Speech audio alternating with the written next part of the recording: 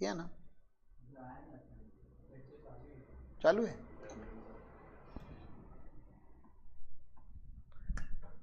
Okay, अभी अगले concept में क्या पढ़ेंगे हम, तो advance salary. Advance salary taxable है क्या? थर्ड टाइम बता रहा हूं अभी, एडवांस सैलरी टैक्सेबल है। ये इस साल की नहीं है, हमने आगे फ्यूचर मंथ्स की सैलरी इस साल में ली हुई है। तो क्यों टैक्सेबल है? रिसीट बेसिस पे टैक्सेबल है ना। लॉ क्या था आपको याद? लॉजिक बताने के लिए यहाँ पे मैंने लॉ भी लिख दिया है। क्यों टैक्सेबल है? क्योंकि टैक्सेबिलिटी क्या बोलती है, इसकी चैप्टर की चार्जेबिलिटी क्या बोलती है, due your receipt which ever is earlier. लेकिन फिर मैंने आपको क्या बताया था, अगर आपने एडवांस सैलरी को इस प्रीवियस ईयर में टैक्स किया ऑन रिसीट बेसिस, क्या फिर से टैक्स करोगे ऑन ड्यू बेसिस? नहीं, डबल टैक्सेशन नहीं होता। जो ड्यू बेसिस पे टैक्स हो गई वो रिसीट बेसिस पे नहीं होती, और जो रिसीट बेसिस पे टैक्स हुआ वो ड्यू बेसिस पे टैक्स नहीं होता। Arrears of salary. Arrears of salary के बारे में मुझे आपको एक स्कूल के बारे में मेरी एक स्टोरी बतानी है जो मुझे याद आती है। हुआ कुछ ऐसे था कि मैं म्यूनसिपालिटी स्कूल में पला बड़ा हूँ मुंबई में, और म्यूनसिपालिटी स्कूल की मज़ेदार बात ऐसी होती है कि वहाँ पे टीचर्स लोग बहुत ही फ्रेंडली होते हैं, बहुत ही ज़्यादा।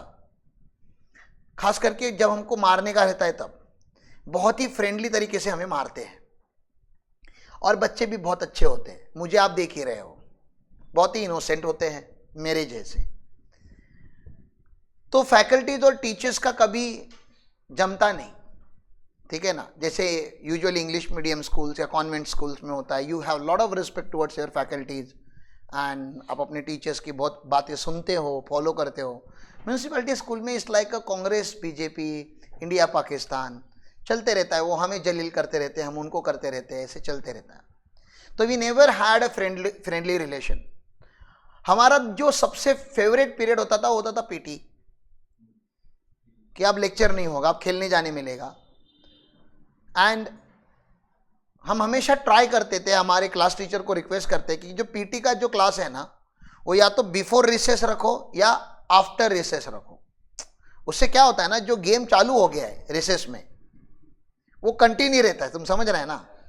फुटबॉल की भी अब खेलते हैं तो यार मतलब एक साइड जीत गई है, अभी फिर से हमको सेकेंड राउंड करके उसको नलीफाई करना है, और ब्रेक हो जाता था तो हमारा गेम टूट जाता था। बैटिंग एक साइड की हो गई, एक टीम की बैटिंग हो गई, दूसरे टीम की फील्डिंग जो फील्डिंग कर रही थी उसकी बैटिंग आने तब तक रेसेस खत्म हो जाती थी। तो ऐसे बहुत सारे मज़ेदार किस्से हैं स्कूल के लाइफ में। कि उसमें का एक मज़ेदार किस्सा, एक दिन हमारी क्लास टीचर थोड़ी सैड होके हमारे क्लास में आई और उन्होंने अनाउंस किया कि आज लेक्चर नहीं होंगे एक भी। क्या रिएक्शन होगा बच्चों का? एक भी लेक्चर नहीं। सुबह 7 बजे पहला ही लेक्चर क्लास टीचर का होता है। She was very sad, she came little late in the classroom, almost crying like a face, and she said कि आज लेक्चर नहीं होंगे और कोई लेक्चर नहीं होगा। What do you think? हम लोग क्या बहुत नाराज हुए रहेंगे, मायूस हुए रहेंगे? ओ माय गॉड शिट, पढ़ाई करने के लिए, जिंदगी बनाने के लिए स्कूल में आया था और स्कूल में लेक्चर ही नहीं है। ऐसा हमारे साथ नहीं हुआ, ठीक है ना। जब विनायक सर यहाँ पे भी करते, धन्या इज लाफिंग वेरी नाइसली, ठीक है ना। विनायक सर जब भी लेक्चर कैंसिल करते the first person who is very happy in the family is धन्या। शी इज लाइक यस, अभी मैं मूवी देखूंगी। सो हमने भी बहुत एंजॉय किया। डे 1 हुआ, बहुत एंजॉय किया यार, एंजॉय करके थक गए, बताओ इतना एंजॉय किया। डे 2 बहुत एंजॉय किया, डे 3 बहुत एंजॉय किया। रोज टीचर आके वही बता रही है कि आज भी लेक्चर नहीं होंगे, and we were least bother कि ये क्यों नहीं हो रहे हैं। नोबडी इज आस्किंग ऑल्सो कि सारे, और ऐसा हमारा क्लासरूम नहीं, सारे क्लासरूम में, मतलब बच्चे इधर इंट्रा क्लासरूम मैच रख रहे हैं, इंट्रा क्लासरूम, इंटर क्लासरूम, ठीक है ना। 7th versus 8, 8 versus 9। हाँ, मतलब वो अगर सिलसिला और थोड़े दिन चला जाता तो मुझे लगता है स्कूल में शादियां होनी चालू हो जाती है हमारे, ठीक है। उस लेवल का माहौल बनाया हुआ है, ठीक है। तो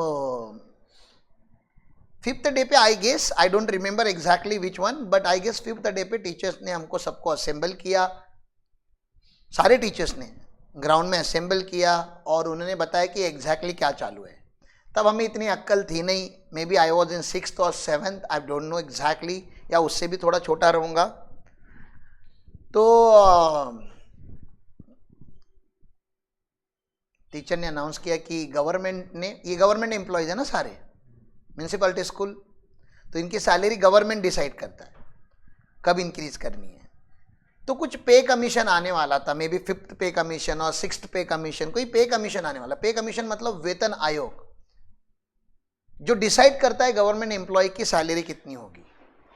तो ये जो स्कूल टीचर्स है उनकी सैलरी बहुत कम हुआ करती थी उस टाइम पे, बहुत कम, इतनी कम कि हमें कभी कभी याद आ रहा है कि कोई कोई जो न्यूली अपॉइंटेड टीचर होते थे उनको सैलरी नहीं मिलती थी, और फिर हमारी क्लास टीचर हमसे 2-2, 5-5 रुपया कॉन्ट्रीब्यूट करके मंथ पे बोलते थे कि देखो उन टीचर को सैलरी नहीं है, आप 2 रुपये 5 रुपये अगर घर से लेकर आ सकते हो तो लेकर आओ, और फिर वो कॉन्ट्रीब्यूट करके वो टीचर को जाते थे। उतनी कम सैलरी हुआ करती थी उनकी।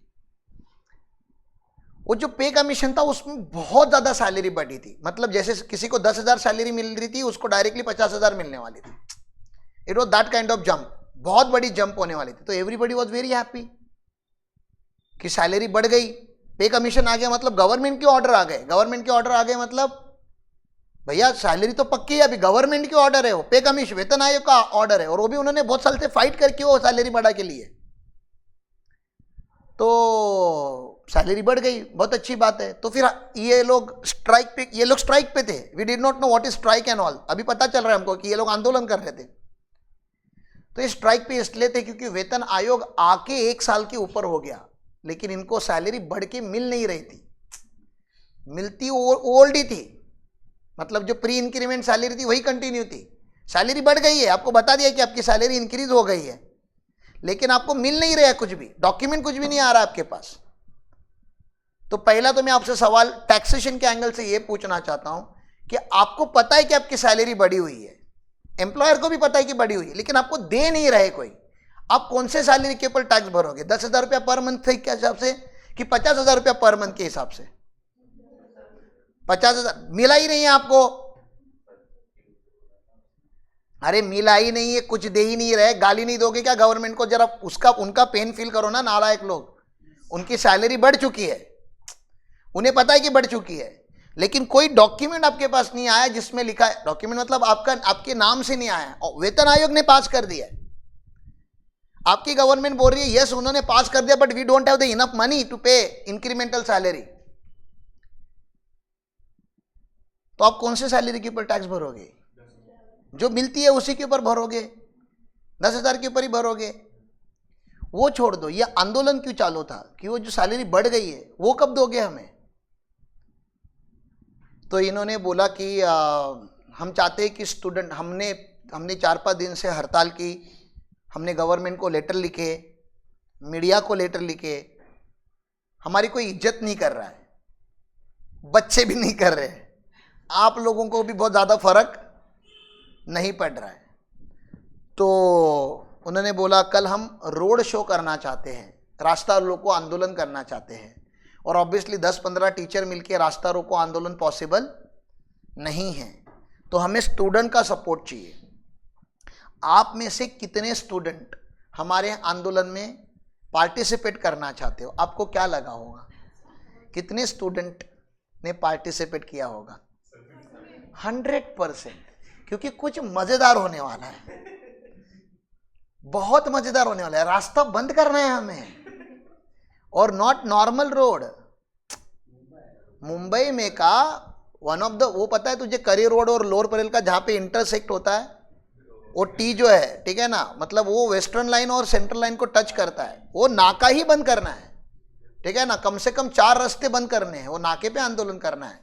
और हमें ये भी हमारे टीचर्स ने बोला कि शायद लाठीचार्ज पुलिस कर सकती है, कुछ हो सकता है, मतलब हमको हटाने के लिए थोड़ा फोर्स ऊपर से भी आएगा। हमने बोला कोई टेंशन नहीं, लाठी तो तुमने इतनी मारी है हम लोगों को उसके लिए तो हम लोग बचपन से ट्रेन है तो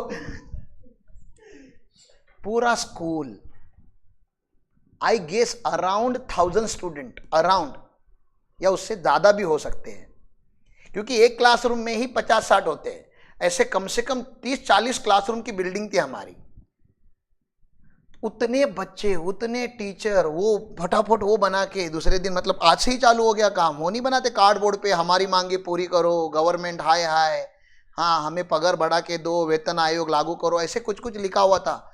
और फिर हमारे टीचर लोग नारे आगे से लगाते थे और हम पीछे उसको रिपीट करते थे, ठीक है ना। और ऐसा रास्ता लोग को बहुत बड़ा आंदोलन हुआ और मीडिया वाले आए, न्यूज़ चैनल वाले आए, और मेरी जो क्लास टीचर थी उनके साथ ही मैं खड़ा था, तो उनका इंटरव्यू चला कि एग्जैक्टली ये आंदोलन क्यों चालू है।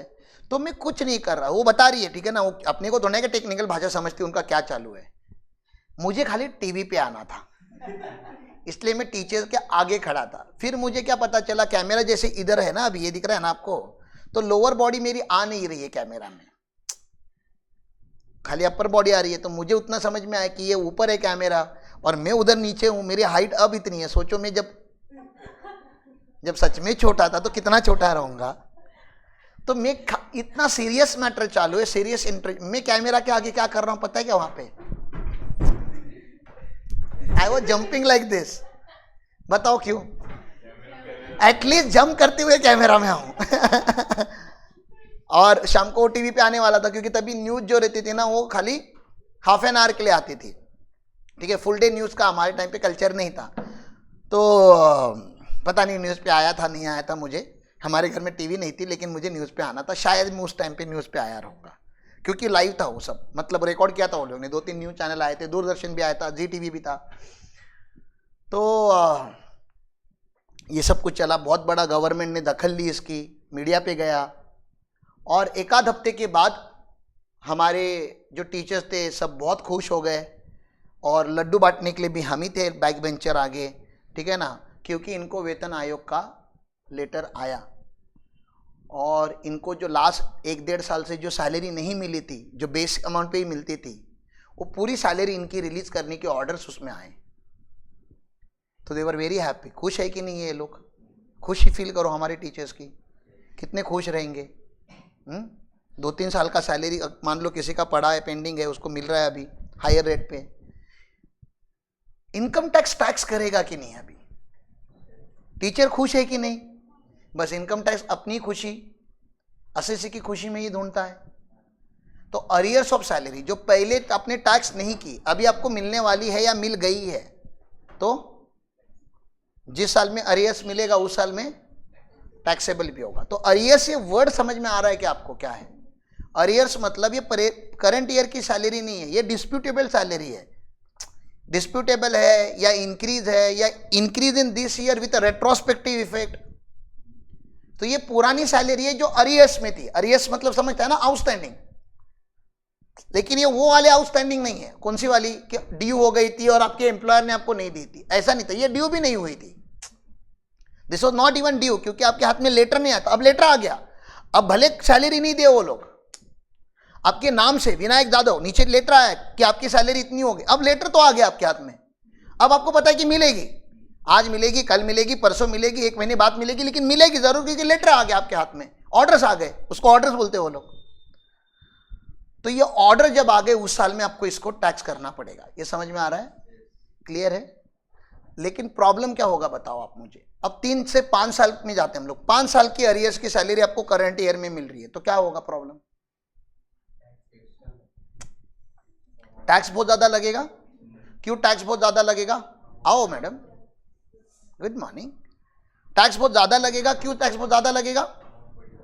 अमाउंट एक बार लमसम में मिलेगी, बहुत ज्यादा मिलेगी, तो अरियर्स ऑफ सैलरी टैक्स होती है, करंट ईयर में टैक्स होती है, हायर टैक्स रेट पे टैक्स होती है। और ये किसकी गलती की वजह से हायर रेट पे टैक्स हो रही है? गवर्नमेंट की या एम्प्लॉयर की? उन्होंने मुझे पेमेंट टाइम पे दिया नहीं था, तो मुझे पेन होगा कि नहीं? Somewhere in my body I will feel pain. और जैसे ही पेन होता है वैसे ही इनकम टैक्स आपको क्या देने का ट्राई करता है? रिलीफ। क्या देने का ट्राई करता है? रिलीफ। तो देयर इज सेक्शन 89 का रिलीफ। 89 का रिलीफ क्या करता है कि आपकी जो अरियर्स ऑफ सैलरी है, जो पिछले 5 साल की सैलरी आपको करंट ईयर में मिली है, उसको अरियर्स जो है, उस अरियर्स के ऊपर हायर रेट ऑफ टैक्स लगता है। तो गवर्नमेंट आपको सवाल एकदम सिंपल सा पूछता है, अगर ये अरियर्स में नहीं मिलती, ये उन्हीं सालों में मिलती जिस साल की ये बिलोंगिंग करती है, तो उस साल में कितना टैक्स लगता? ठीक है ना। तो उस ईयर के टैक्स को हम वाई बोलते हैं। क्या बोलते हैं? अगर ये इनकम उसी साल मिलता, जैसे मेरे टीचर्स को 10,000 नहीं 50,000 उन्हीं साल में मिलता जिस साल से बिलोंग करता है, तो उनको वाई अमाउंट का टैक्स भरना पड़ता। और करंट ईयर में उन्होंने लमसम में दिया करके उनको एक्स अमाउंट ऑफ टैक्स देना पड़ता है। Obviously X is greater than Y, इसलिए तो उसको पेन हो रहा है। क्यों? क्योंकि उसको ऐसा लग रहा है मुझे करंट ईयर में ज़्यादा टैक्स लगता है। लमसम दिया करके आपने अपने रिस्पेक्टिव ईयर में दिया होता तो मैं बेसिक स्लैब का, स्टैंडर्ड डिडक्शन का, रिबेट का बेनिफिट लेके मैं अपना टैक्स बचा लेता। आपने मुझे लमसम ज़्यादा सैलरी दी, पैसा तो बहुत मिला मुझे, आई एम हैप्पी, लेकिन क्योंकि लमसम में मिला मुझे 30% के रेट पे टैक्स भरना पड़ रहा है। तो X is greater than Y, तो जितने से X is greater than Y है ना उतना रिलीफ मिलता है आपको, उतना अमाउंट आपको रिडक्शन मिलता है। जैसे अगर ये अमाउंट 1 लाख है और ये अमाउंट 1.8 लाख है तो कितने का आपको रिडक्शन मिलेगा, कितने का रिलीफ मिलेगा? 80,000 का मिलेगा। लेकिन उसको कंप्यूट करने का एक पैटर्न है, एक फैशन है, वो मैं आपको क्वेश्चन के साथ पढ़ाऊंगा। That is the last question of salary chapter, जब सैलरी चैप्टर एंड होगा तब। क्लियर है? How to compute relief. मैं अभी रिलीफ की बात नहीं कर रहा, मैं खाली अभी अरियर्स की बात कर रहा हूं। अरियर्स टैक्सेबल है या नहीं है? है, ठीक है ना। एडवांस टैक्सेबल है, एडवांस सैलरी टैक्सेबल है, और सैलरी अरियर्स वो भी टैक्सेबल है। क्लियर है? दोनों टैक्सेबल है। क्लियर है? आगे चलूं। कमीशन, अगला कॉन्सेप्ट है कमीशन। मेरे पास कितना टाइम है ना? 10-15 मिनट है क्या? कितने बजे का ट्रेनिंग चालू करना था? 8 बजे ट्रेनिंग चालू करना था। आ गई क्या आपकी टीम?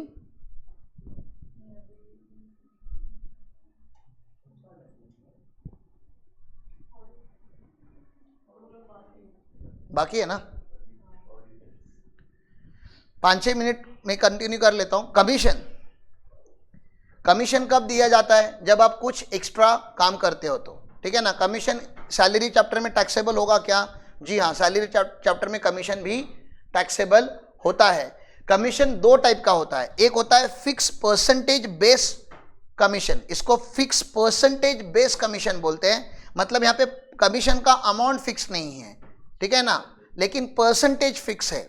और एक होता है नॉर्मल कमीशन, जो ऐसे लमसम ही दिया जाता है, 5,000, 2,000, 8,000 ऐसा कुछ दिया जाता है, उसको मंथली कमीशन बोलते हैं। आप देख सकते हो परसेंटेज बेस कमीशन है, उसको टर्नओवर कमीशन बोला जाता है। सर टर्नओवर कमीशन देंगे तभी भी टैक्सेबल है, नॉर्मल कमीशन देंगे तभी भी टैक्सेबल है। तो डिवाइड क्यों किया? क्योंकि आगे जाके मैं आपको रिटायरमेंट बेनिफिट कंप्यूट करना सिखाऊंगा। How to compute gratuity, how to compute provident fund, how to compute voluntary retirement fund, ठीक है ना। तो जब रिटायरमेंट फंड्स की हम कुछ कंप्यूटेशन करेंगे तो हम कमीशन को भी सैलरी का पार्ट मानेंगे, लेकिन उस तभी इस वाले कमीशन को सैलरी का पार्ट नहीं मानेंगे, तभी खाली टर्नओवर वाले कमीशन को सैलरी का पार्ट मानेंगे। अभी आपको याद क्या रखना है कि कमीशन टैक्सेबल है कि नहीं है?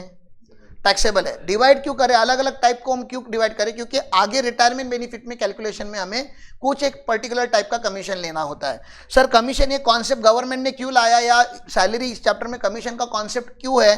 क्योंकि आप मान लेते हैं सब सेल्स टीम हो, मेरी बिजनेस टीम हो आप लोग, ठीक है ना। आप लोगों को सैलरी फिक्स है, इन सबको सैलरी फिक्स है, ये क्लियर है? ये सारे टकले इनको सैलरी फिक्स है। मान लेते 30,000 रुपीज इनका सैलरी है और सबका 30,000 ही है। अब ये जो बंदा है ना ये बहुत ज्यादा काम लाता है, और ये जो बंदी है ना ये बहुत कम काम लाती है। अब इसको पनिश कैसे करूं और इसको इंसेंटिवाइज कैसे करूं? सैलरी तो दोनों की सेम है, ठीक है ना। अब ये इसे देख के इंकरेज नहीं हो रही है, लेकिन ये बंदा इन नालायक लोगों को देख के डिस्करेज हो रहा है कि मैं ज्यादा काम क्यों करूं जब ये लोग कम काम करके भी उतना ही कमा रहे हैं। तो हमने क्या करते हैं, हम बोलते हैं चलो 20% ऑफ कमीशन आपको देंगे, जो भी आप बिजनेस लाओगे उसका 20%, 5%, 2%, 0.5%, 0.25%, जैसे आपकी इंडस्ट्री है वैसा वहां पे कमीशन दिया जाता है। अब मुझे बताओ परसेंटेज मैंने फिक्स रखा। अब इसने 10 लाख का बिजनेस लाया, इसको 2 लाख का कमीशन मिलेगा इस महीने में, और इसने खाली 10,000 का बिजनेस लाया, इसको 2,000 का मिलेगा। अब समझ में आ रहा है आपको? अब डिस्क्रिमिनेशन क्रिएट हो गया ना। सैलरी में डिस्क्रिमिनेशन नहीं है, सैलरी सबकी सेम है। अब जो ज्यादा परफॉर्म करेगा वो ज्यादा अर्न करेगा। तो कमीशन ये कॉन्सेप्ट डायरेक्टली परफॉर्मेंस से लिंक किया जाता है, इसलिए एम्प्लॉयर अपनी एम्प्लॉइज को इंसेंटिव या कमीशन की स्कीम निकालता है अलग अलग। क्लियर है? मॉनेटरी इंकरेजमेंट बोलते हैं इसको। खाली शब्दों में इंकरेजमेंट देके मतलब नहीं है, कभी कभी आपको पैसे भी देने पड़ते अपने एम्प्लॉइज को। एंड अगर एम्प्लॉय आपके ऑर्गेनाइजेशन ग्रो करने के लिए हेल्प कर रहा है, what's wrong in sharing the fruits that you people are generating together, और इसके लिए ये कमीशन का कॉन्सेप्ट सैलरी चैप्टर में है। यहाँ तक क्लियर है? ये हो गया जनरल नॉलेज। टैक्सेबल है कि नहीं वो मुझे बताओ। आप खुश हो क्या 2 लाख का कमीशन मिला तो आपको? आपकी खुशी में ही किसकी खुशी है?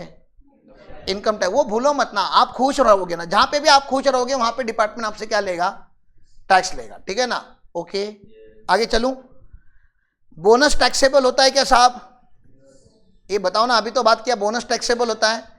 मैंने बात की आपसे कि बोनस मिलेगा आपको, बातें की मैंने आपसे, बातें। अब टैक्स करोगे, ड्यू हो गया आपका बोनस, बात की मैंने, खाली दिया नहीं आपको।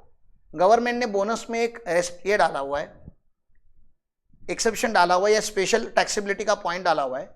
कभी कभी ऑर्गेनाइजेशन खुशी खुशी में बहुत बड़ी बड़ी बातें प्रॉमिस कर जाती है, और जब उसको एग्जीक्यूट करने का टाइम आता है तो शायद उनके पास उतना वो कैश फ्लो नहीं होता।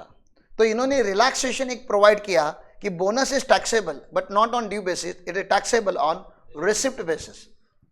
मतलब आपको बोनस कौन से साल में टैक्स भरना है? बोनस के ऊपर जिस साल में रिसीव होगा।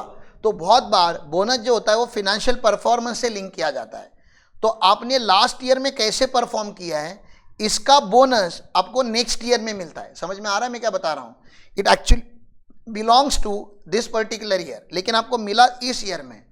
ठीक है ना? इसको हम प्रीवियस ईयर बोलते हैं और इसको हम करंट ईयर बोलते हैं। ठीक है ना? अपने टैक्सेबिलिटी के लिए।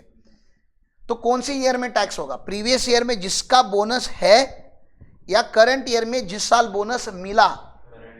करंट ईयर में, क्योंकि बोनस अक्रूवल बेसिस पे या ड्यू बेसिस पे टैक्स नहीं होता। Bonus is tax on received basis. इसका काउंटर पीजीबीपी में है। काउंटर समझता है? इसका वाइस वर्सा लॉ या इसका काउंटर या रेसिप्रोकल लॉ जो है वो पीजीबीपी चैप्टर में है। सैलरी का डिडक्शन एम्प्लॉयर को अक्रूवल बेसिस पे मिलता है। अक्रूवल बेसिस मतलब समझता है? एम्प्लॉयर ने पे किया भी नहीं है, he has not paid but still he can claim the deduction of salary, क्योंकि सैलरी इज अक्रूड। यहां तक क्लियर है? लेकिन मैं बोनस की एंट्री मार के डिडक्शन क्लेम नहीं कर सकता। मुझे अगर बोनस का डिडक्शन चाहिए, मेरे लिए खर्चा है ना, ऑर्गेनाइजेशन के लिए बोनस खर्चा है। बोनस का डिडक्शन तभी मिलता है जब वो एक्चुअली पे करता है। समझ में आ रहा है? तो देखो हमने लॉ मैच कर दिया है। सैलरी का डिडक्शन अक्रूवल बेसिस पे मिलता है, सैलरी ड्यू बेसिस पे टैक्स होता है। मतलब इसने दिया नहीं फिर भी इसने बेनिफिट लिया, इसको मिला नहीं फिर भी इसने टैक्स भरा। बोनस ये देगा नहीं तो इसको मिला नहीं, इसने दिया नहीं तो इसको डिडक्शन नहीं, इसको मिला नहीं तो टैक्स नहीं, इसने दे दिया तो इसको डिडक्शन मिल जाएगा, इसने रिसीव किया तो इसको टैक्स लग जाएगा। ये समझ में आ रहा है आपको? एम्प्लॉयर और एम्प्लॉय। तो पीजीबीपी का एक पॉइंट मेरा कवर हो गया यहाँ पे। Deduction of bonus is allowed on payment basis. जिस साल में पेमेंट करोगे उसी साल में आपको डिडक्शन मिलेगा। क्लियर है? पक्का? हाँ, इसके आगे बहुत सारे अलाउंसेस होते हैं। अलाउंसेस का लेक्चर मेरे को टाइम लगेगा लेने के लिए, तो I guess I should continue in the next lecture. नमस्कार।